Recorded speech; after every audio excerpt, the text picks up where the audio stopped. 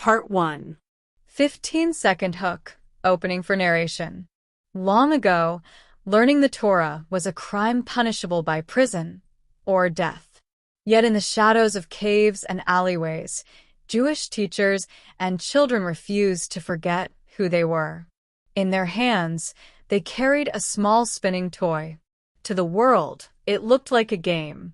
But in truth, the dreidel was a shield, a signal, and a secret act of resistance. The night air was cold, sharp enough to sting the lungs, as Rabbi Elazar pressed his palm against the stone wall of the cave.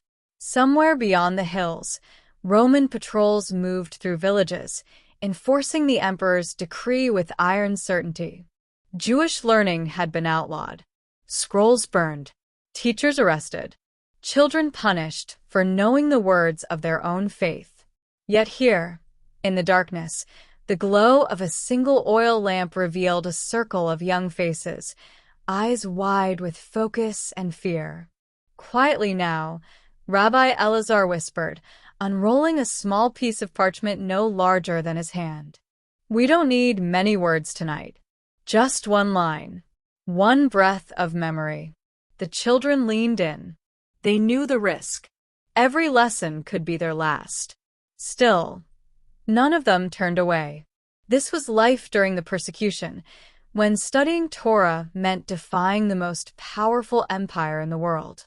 The Romans believed that by banning Jewish law and learning, they could erase Jewish identity itself.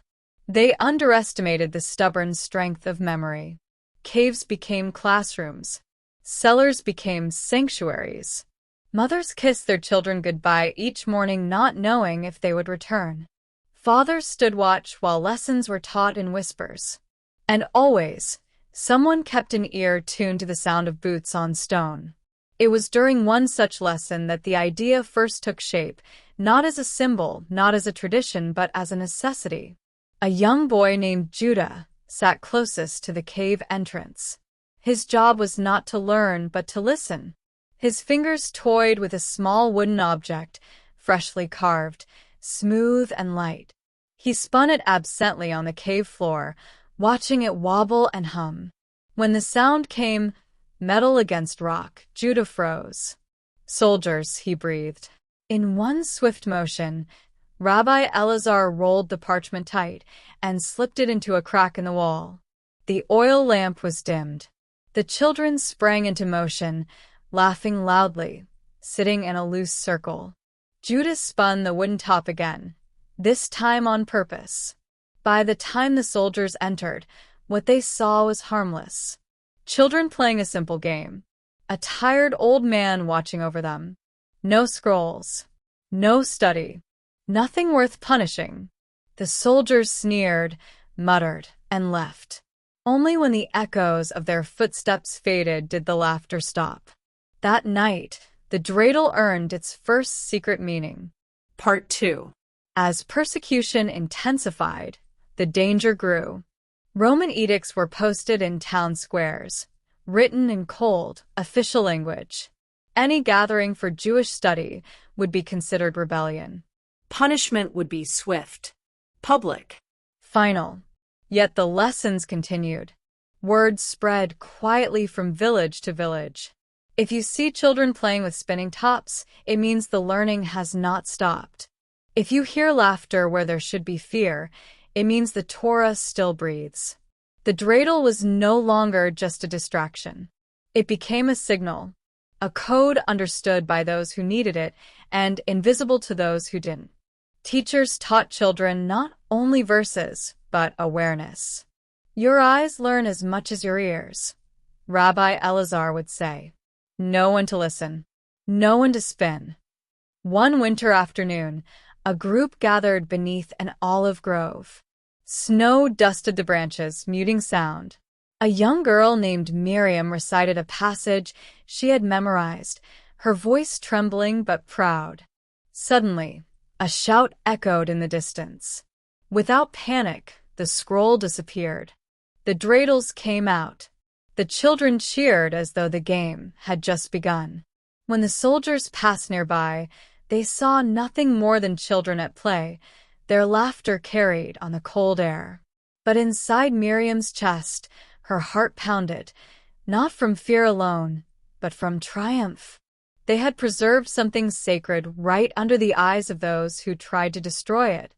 Some teachers were caught. Some never returned. Their names were whispered in prayers, their lessons passed down from memory alone. Each loss cut deep, but it also hardened resolve. Even if they take my voice, Rabbi Elazar once said, they cannot take what I've already placed in you. Parents carved dreidels by candlelight, shaping them carefully, smoothing the edges so they wouldn't splinter small hands. They taught children how to spin them silently, how to laugh convincingly, how to hide fear behind play. Each letter carved into the dreidel, Nun, Gimel, Hey, Shin, held meaning. Not just words, but promise. A reminder that miracles had happened before and could happen again. In the darkest moments, the dreidel spun. And as long as it did, learning survived. Part 3. Years passed. The persecution reached its breaking point. Revolts flared. Empires shifted. Blood was spilled. And through it all, Jewish learning, quiet, patient, stubborn, endured. When the decrees finally lifted, when Torah could once again be studied openly, people emerged from hiding blinking in the sunlight, carrying scars both seen and unseen. Rabbi Elazar did not live to see it, but his students did. They gathered in a rebuilt synagogue, light flooding through open doors. Scrolls were unrolled fully for the first time in years. Children sat without fear. Parents wept openly. And there, among the benches and prayer shawls, a small wooden dreidel sat spinning on the floor. No longer a shield, now a reminder. Stories were told.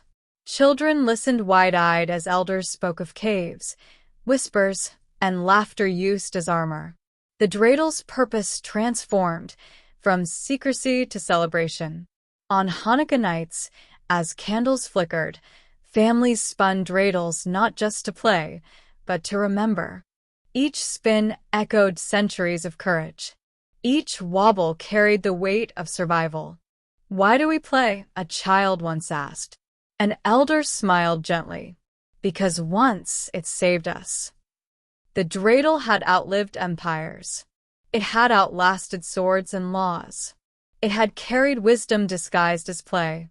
And in doing so, it proved a truth stronger than any decree. Faith does not need permission to exist. Part 4. Even generations later, the meaning lingered. In lands far from those caves, children still spun dreidels on polished floors, unaware at first of the danger their ancestors faced. But the stories remained, passed gently from voice to voice. In classrooms and homes, teachers explained that learning is not just an act of the mind, but of courage. That sometimes survival looks like laughter. Sometimes resistance looks like a game. The dreidel taught patience. It taught awareness. It taught that even small acts, quiet ones, can defy immense power.